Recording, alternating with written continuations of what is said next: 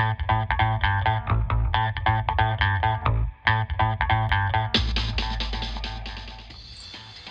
welcome to 10 Minute Strategy. My name is Peter Propp. I'm the principal of the Marketing Leadership Practice at Shore Communications.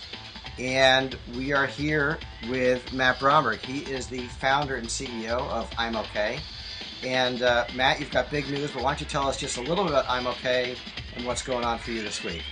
You bet. Well, IMOK is a new mobile app, and it's really an app that rewards your kids for staying in touch with you. So by sharing their location, tagging friends, telling you what's up, taking photos, they earn points. And the idea is those points go into a bank, and they can be redeemed by the kid for special privileges or money or use of the phone or other things that that parents have agreed to. So you're rewarding the kid for letting the parents know what's going on. Yeah, I mean, and really location is just the first piece of that. But really more importantly, it's all the stuff that surrounds where you are, who you're with, what you're doing, all the, all the good stuff around just the basic information of where you are. Excellent, excellent. And I've seen a demo of it. It looks really exciting, and I think this is a space that has been crying out for a fully actualized vision of how to manage, what your kids are up to leveraging apps. I appreciate that. I mean, one of the things that was fascinating as we got into this is that we realized there really is no dominant company in the family communication space. Right. And that's a real space. I mean, your family is a real use case. Yeah. So what's your big news this week? Well, we're actually out of private beta. So on Wednesday the 19th, we'll be launching the app in the App Store and from our website, and so it's an exciting, the beginning of the end of about a journey of about a year and a half now. Exactly, it's the beginning of the end, and now the real work starts, right? Cause exactly. Just when we're out completely exhausted, the real work starts. Well, but you'll have a lot more data to work with, right? You'll actually see what people are doing with it. No, that's sort of the beauty of this, and we went through a long beta testing period where we learned a tremendous amount, but there's no substitute for just being open to everybody and being guided by consumers themselves. Right. So why don't you take us through, the short version of the inspiration, how long it's taken you to build the app and test, and then where you are. Are we talking about a year, 2 years? Yeah, it's in fairness, it's a little less than a year since we really started building in earnest and planning. And it was really the inspiration was really driven by a conversation I had with my son, who's now 11, and he came to me like all kids come to their parents at one time or another, and he says, "I want a cell phone." And I said, "You're too young." And he said, "Well, I'm just going to use it to stay in touch with you." And I thought, all right, that's a great answer, and I want to give him the phone on that basis, but I want to be able to say, okay, you know what, I want you to put this thing on your phone that makes that promise you just made to me real.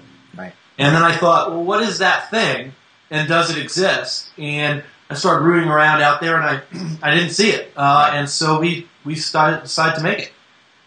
Excellent. And so you started architecting in November, and then coding in January? No, we kind of worked in parallel the whole way. So we came up at a high level with what we thought it would do, and then the technologist, my partner who's a technologist, really started working on the coding right away, or at least the parts we were sure about. Right. The stuff underneath what we would do, and then he kind of brought up the rear and doing each piece as we completed it. We actually built a light but full prototype of the entire app before we fully built it.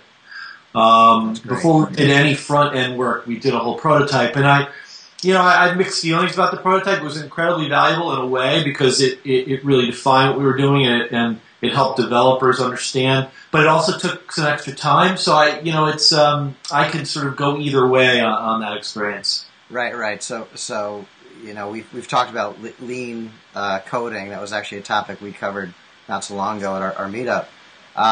But the whole idea of doing something in an agile manner from a software point of view, that sort of demands that you have a prototype pretty quick, right? I think so, and and it's interesting though, and some of it depends on the demands of your team. One of the reasons we prototyped is my partner is a technologist, but we got a lot of help at different parts of the process from developers who were widely dispersed really frankly all over the world.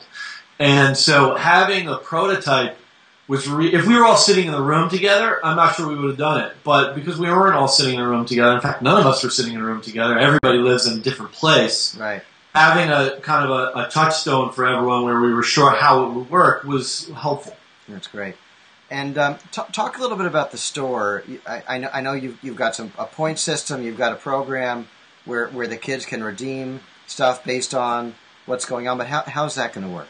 Yeah, well, so the real idea, the unique idea behind the app is that, is this game mechanic. So it allows the kids to earn points. The more information they share, the more points they get. And the points go into this bank. And then what kids do is they create wish list items. Mm-hmm. And essentially what that means is they propose to you, hey, this is what I want for those points that I've been adding up. It could be soft stuff like I want to stay up late, I want to, extra computer time, or it could be, I want my allowance, or it literally could be, hey, I'd like to earn the use of the phone itself, I want talk time to text time in exchange for my points. They propose them to the parents. The parents accept or reject or modify those proposals, and then once they do accept it, it's on this kid's wish list. And then the kid redeems those points. When he or she has enough points in the bank, she can redeem the points with their parents. Right. And then, do you have a back-end partnership with a retailer, or how's that operate? Well, that'll sort of be the next stage. I mean, the first stage of the game is to get folks using the game and get them to create items and redeem with their parents. And then, in the next stage, we'll do some direct sort of integrations into the store so that you can buy things directly from your wish list. You could, for example, in the use case of the mobile phone, you can earn those phone minutes and have them hit your parents' bill directly and have them put onto your bill as the kid right away, and things that make those transactions seamless. But that'll come in the next update. Right. And in terms of a fee for the app or the parent app, you're not charging. Is that right? No, it's free, and we thought a lot about it. We did a bunch of research, and we determined that folks would pay for it. Although there's an enormous difference in the number of downloads. It doesn't matter who you are. Between obviously a free app and an app that's even $1 or $2 or $3. Mm-hmm. And so we decided to maximize the number of folks using the app and then encourage as many transactions as possible as a way of making money. Excellent.